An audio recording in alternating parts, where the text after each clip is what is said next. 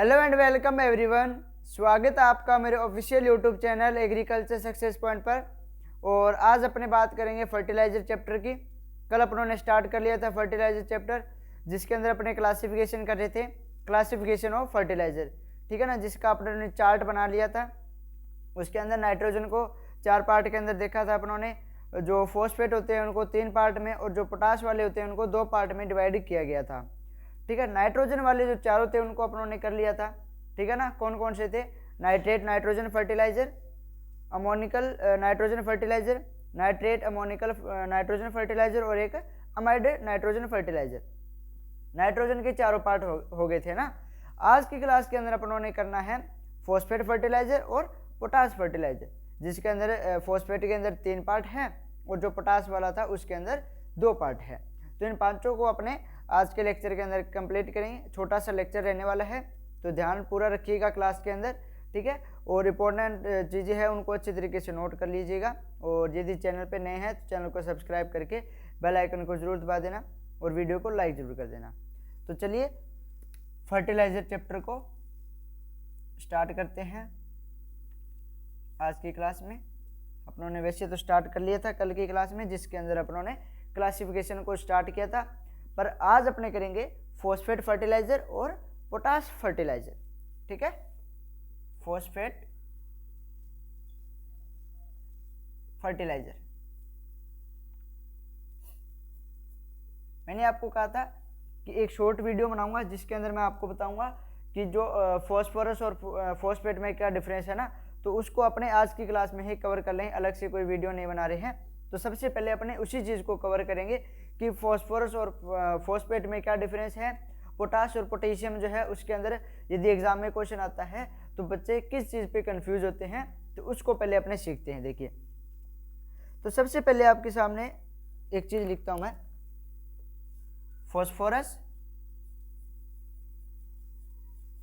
ठीक है, एक हो गया फॉस्फेट, ठीक है। फॉस्फोरस को अपने इंडिकेट करते हैं P से और जो फॉस्फेट होता है उसको करते हैं P2O5 से।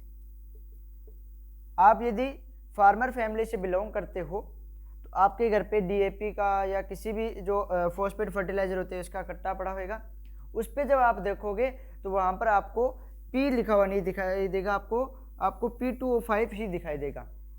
मतलब उसके अंदर जो अमाउंट होती है फॉस्फोरस की वो किस रूप में आपको दिखाता है, वो P2O5 के अंदर ही होती है, वो फॉस्फेट के रूप में ही जो है अमाउंट दी हुई होती है।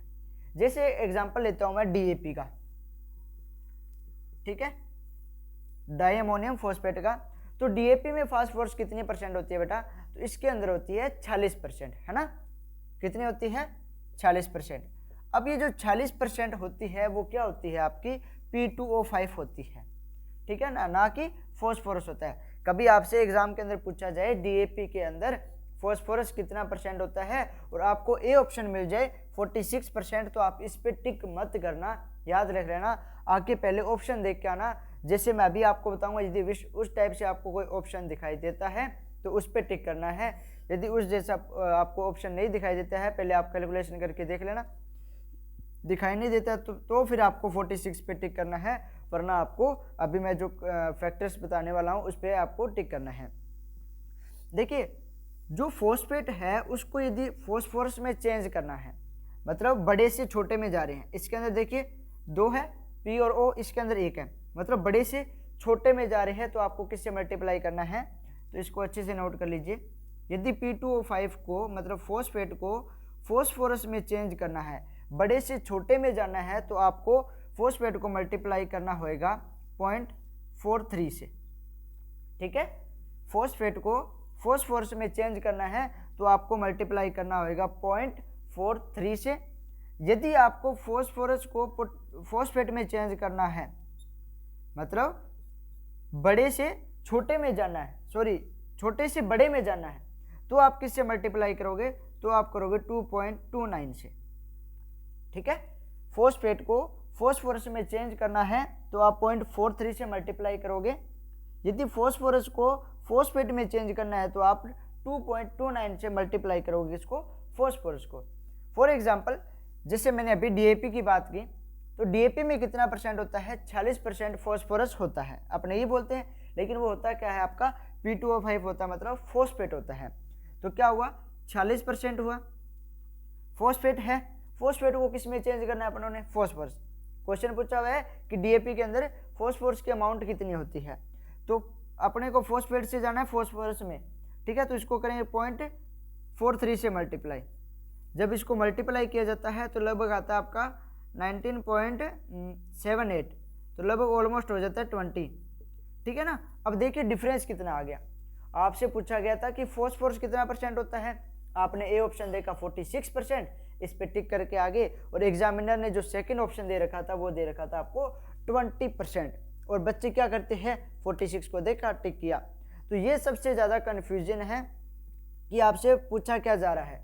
तो इसीलिए मैं बोलता हूँ हर क्लास के अंदर कि कभी भी आप कंपटीशन एग्जाम देने बैठते हो, चाहे थ्योरी एग्जाम भी दे रहे हो, तो क्वेश्चन को पहले अच्छे तरीके से पढ़िए और उसके बाद में ऑप्शन को एक बार जरूर देखिएगा।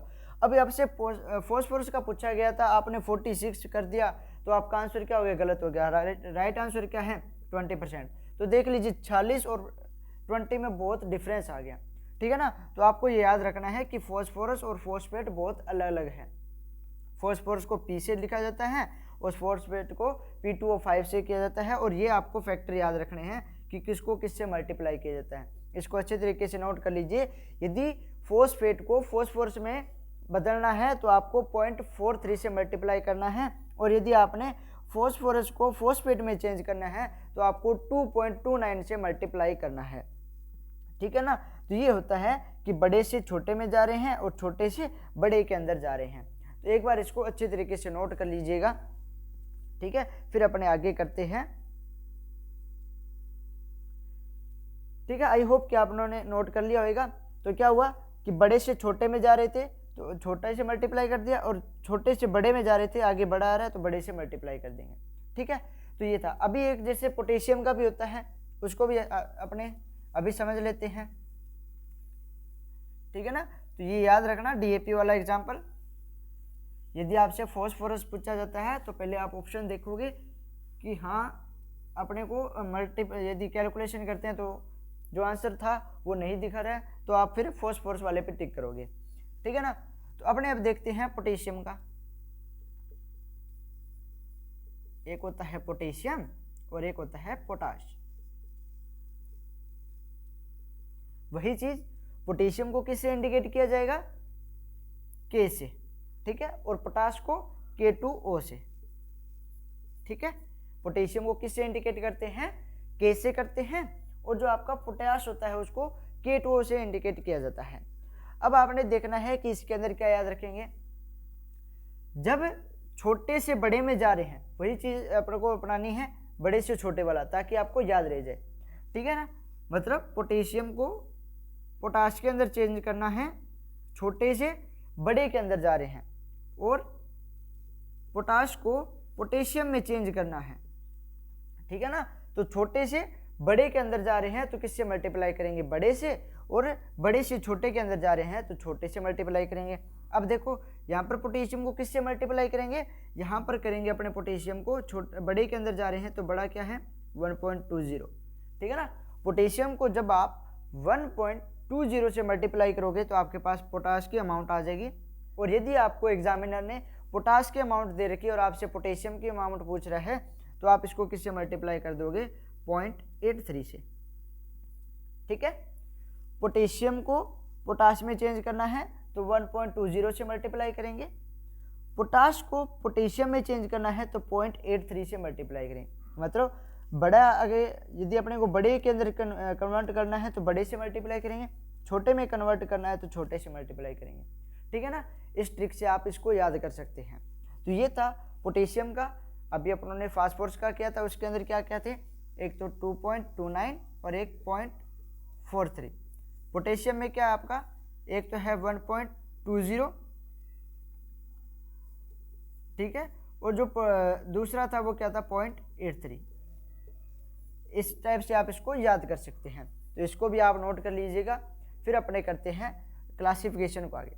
ये इंपॉर्टेंट चीज़ थी, एग्जाम के अंदर ये डायरेक्ट पूछे जाते हैं कि पोटेशियम को पोटाश में चेंज करना है तो किससे मल्टीप्लाई किया जाएगा, और ये आपका शायद इस बार प्री पीजी में भी क्वेश्चन आया था, है ना। तो आपको ये चीज़ें याद रखनी है कि किसको किस में चेंज करते हैं तो कितने से मल्टीप्लाई करते हैं, और एग्जाम के अंदर बहुत बार क्वेश्चन आता है ये, ठीक है। अब अपने कर रहे हैं फॉस्फेट फर्टिलाइजर को ही आगे कंप्लीट। ये इंपॉर्टेंट चीज़ थी जिसको समझाना बहुत ज़रूरी था, ठीक है। फॉस्फेट फर्टिलाइजर, फॉस्फेट फर्टिलाइजर है, इनको आगे 3 पार्ट में डिवाइड किया जाता है। कौन कौन से? Citric acid soluble, water soluble और सिट्रिक एंड वाटर इनसोल्यूबल, ठीक है ना। तो सबसे पहले अपने बात करेंगे वाटर सोल्यूबल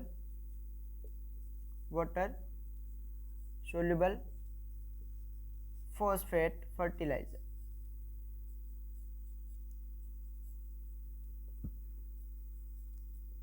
ठीक है, वाटर सोल्यूबल जो फॉस्फेट फर्टिलाइजर होते हैं ये कौन सी क्रॉप के लिए यूज किए जाते हैं? तो ये यूज किया जाता है बेटा जो शॉर्ट टर्म क्रॉप्स होती है, या ऐसे बोल सकते हैं शॉर्ट ड्यूरेशन जो क्रॉप्स होती है उनके लिए जो यूज किए जाते हैं वो किए जाते हैं आपके वाटर सोल्यूबल फॉस्फेट फर्टिलाइजर, ठीक है ना। किसके लिए यूज किए जाते हैं? ये शॉर्ट ड्यूरेशन वाली क्रॉप्स के लिए, शॉर्ट ड्यूरेशन क्रॉप के लिए, ठीक है। शॉर्ट ड्यूरेशन क्रॉप के लिए कौन से यूज किए जाते हैं? Water soluble phosphate fertiliser. इसके एग्जाम्पल कौन कौन से हैं? तो एग्जाम्पल नोट कर लीजिएगा, एसएसपी, डीएसपी, टीएसपी, ठीक है, और आपका डीएपी। एमओपी भी इसी में, सॉरी वो ये तो अलग हो जाएगा ना, ठीक है। एसएसपी, डीएसपी और टीएसपी और डीएपी, ये 4 इसके एग्जाम्पल हैं। ये डीएसपी वाला भी फर्टिलाइजर ही है ना। जैसे अपने कई बार पूछते हैं ना किसी स्टूडेंट से कि आप किस चीज़ की प्रिपरेशन कर रहे हो, तो कई बार स्टूडेंट बोलते हैं आरएस की प्रिपरेशन करते हैं, है ना। फिर उससे पूछता है कि आरएस की फुल फॉर्म क्या होती है ना, तो वो कहता है कि राजस्थान एग्रीकल्चर सुपरवाइजर, है ना। तो वो वाली बात मत कर देना यहाँ पे, ठीक है ना। मेरा एक फ्रेंड था, उससे मैंने पूछा था कि किसकी प्रिपरेशन कर रहा है, तो वो कह रहा था कि आरएस की। वो तू कब से करने लगे आरएस की? कहता है राजस्थान एग्रीकल्चर सुपरवाइजर, ठीक है ना। तो वही चीज़ है, ठीक है। एसएसपी की फुल फॉर्म नोट कर लीजिएगा, single super phosphate, double super phosphate, triple super phosphate, और डीएपी को होगी डाई अमोनियम फॉस्फेट, ठीक है। एसएसपी के अंदर फॉस्फेट की मात्रा कितनी होती है? तो जो भी अमाउंट लिखा रहा हूँ वो लिखा रहा हूँ P2O5 की, ठीक है ना। तो एसएसपी के अंदर कितनी होती है? तो 16% P2O5 होती है और 12% आपकी क्या होता है? सल्फर होता है। सिंगल सुपर फॉस्फेट के अंदर P2O5 कितने होता है? 16% होती है, और सल्फर कितना होता है? आपका 12% होता है। डबल सुपर फॉस्फेट के अंदर कितना होता है? इसका डबल हो जाएगा कितना? 32%, और ट्रिपल में इसका 3 गुना कितना हो जाएगा? 48% P2O5 हो जाएगा, ठीक है। सिंगल सुपर फॉस्फेट में 16%, डबल सुपर फॉस्फेट में 32% और ट्रिपल सुपर फॉस्फेट में 48%। सिंगल सुपर फॉस्फेट में मैंने सल्फर की अमाउंट इसलिए लिखाई है क्योंकि एग्जाम के अंदर बहुत बार फॉस्फेट की मात्रा न पूछकर आपसे सल्फर की अमाउंट पूछी जाती है सिंगल सुपर फॉस्फेट के अंदर, एसएसपी के अंदर, ठीक है ना। तो इसको अच्छी तरीके से नोट कर लीजिएगा कि जो सिंगल सुपर फॉस्फेट होता है इसके अंदर सल्फर की अमाउंट कितनी होती है? तो 12% होती है, ठीक है। ये इसके एग्जाम्पल थे। डीएपी में कितनी होती है? तो 46% होती है P2O5 और 18% होती है नाइट्रोजन, ठीक है। सिंगल सुपर फॉस्फेट में 16, डबल सुपर फॉस्फेट में 32, ट्रिपल सुपर फॉस्फेट में 48 और डीएपी के अंदर होती है 46% फॉस्फेट, ठीक है, P2O5।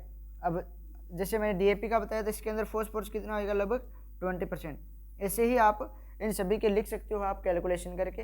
वैसे ज़रूरत नहीं पड़ती क्योंकि एग्जाम के अंदर फॉस्फेट की अमाउंट पूछी जाती है P2O5 की, कई बार पूछ लेते हैं वो फॉस्फोरस की, ठीक है ना। और यदि आपसे फॉस्फोरस की पूछी भी जाती है तो आपको ऑप्शन में यही देखने को मिलते हैं फॉस्फोरस के मतलब इसको मल्टीप्लाई करके अपने फॉस्फोरस की जो अमाउंट निकालते हैं वो बहुत कम देखने को मिलते हैं, ठीक है ना। तो इस चीज़ को याद रखना, वो मैंने इसलिए बताया था क्योंकि कई बार एग्जाम के अंदर पूछे जाते हैं, ठीक है। तो ये थे आपके वाटर सोल्यूबल फॉस्फेट फर्टिलाइजर जिनका यूज शॉर्ट ड्यूरेशन क्रॉप के अंदर यूज किया जाता है, ठीक है। नेक्स्ट अपने पढ़ने जा रहे हैं citric acid soluble phosphate fertiliser. ठीक है, सेकेंड नंबर पे है citric acid soluble phosphate fertiliser. अब जो citric acid soluble phosphate fertiliser है, इनका यूज कहाँ किया जाता है? तो इनका यूज किया जाता है बेटा लॉन्ग ड्यूरेशन क्रॉप के अंदर। ठीक है, कहाँ किया जाएगा? लॉन्ग ड्यूरेशन क्रॉप के अंदर। ठीक है, लॉन्ग ड्यूरेशन क्रॉप के अंदर किसका यूज किया जाता है? Citric acid soluble phosphate fertiliser का। ठीक है ना। अब इसके एग्जाम्पल की बात करते हैं तो इसके दो इंपॉर्टेंट एग्जाम्पल है। एक तो है आपका डाई कैल्शियम फॉस्फेट और एक है आपका बेसिक स्लेग।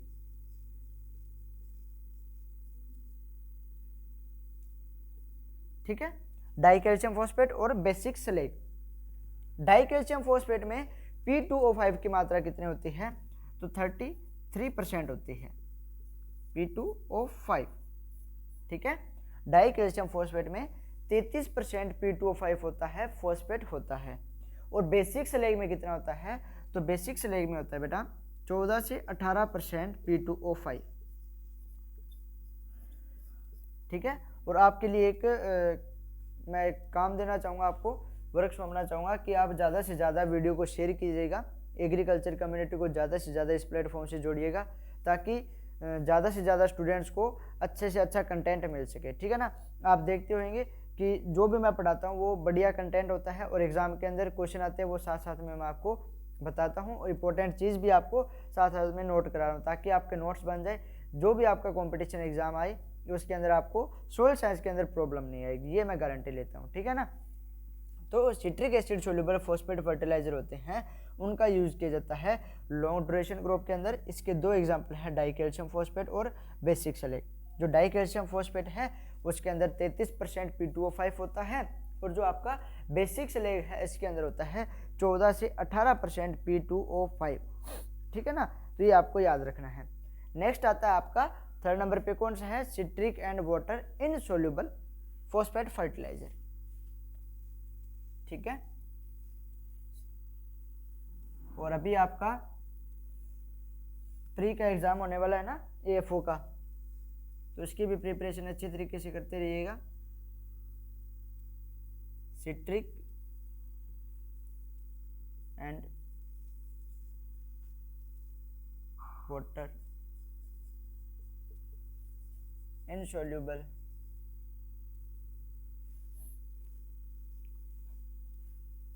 इनसोल्यूबल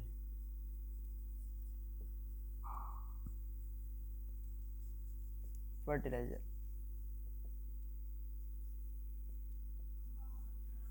आजकल मैं देख रहा हूँ कि थोड़े से व्यूज़ वगैरह कम आ रहे हैं क्योंकि मैं ये नहीं देख पाता कि वीडियो कौन शेयर कर रहा है या नहीं, क्योंकि कुछ मेरे फ्रेंड्स हैं जो शेयर करते हैं, बहुत सारे जो स्टूडेंट्स हैं मेरे जूनियर्स है कॉलेज के है ना, उनको शेयर करते हैं।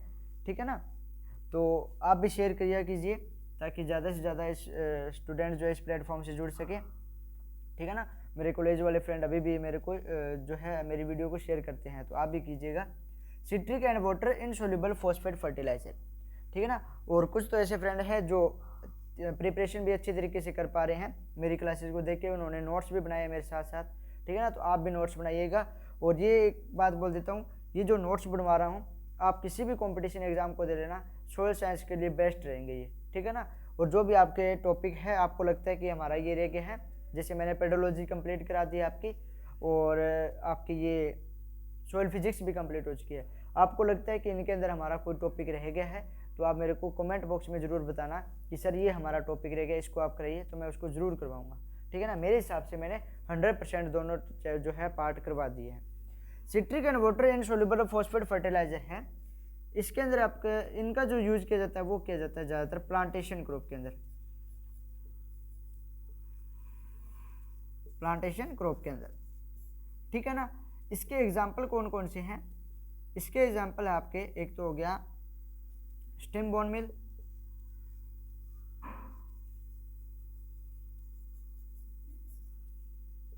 एक रा बोन मिल।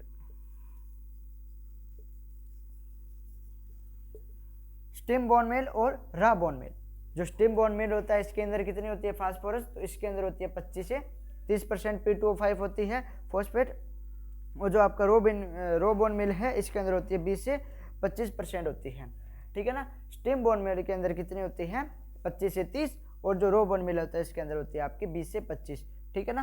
तो इसके अंदर लिख लीजिए आप 20 से 25% P2O5, और इसके अंदर लिख लीजिए आप 25 से 30% P2O5।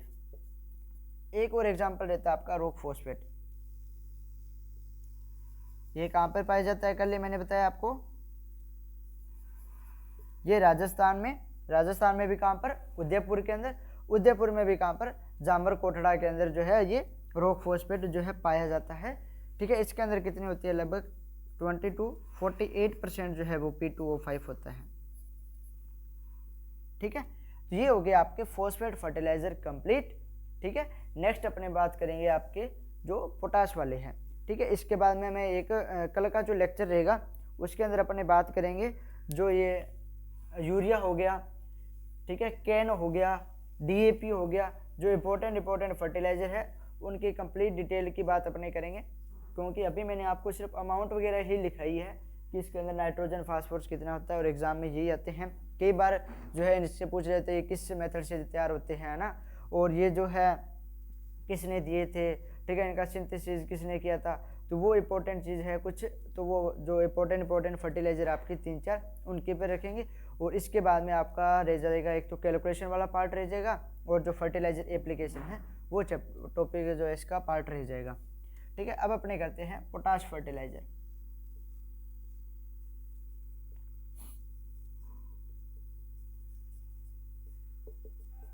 पोटाश फर्टिलाइजर भी मैंने अभी आपको बताया था 2 पार्ट में डिवाइड किया गया है, एक तो विद क्लोरीन और एक विदाउट क्लोरीन।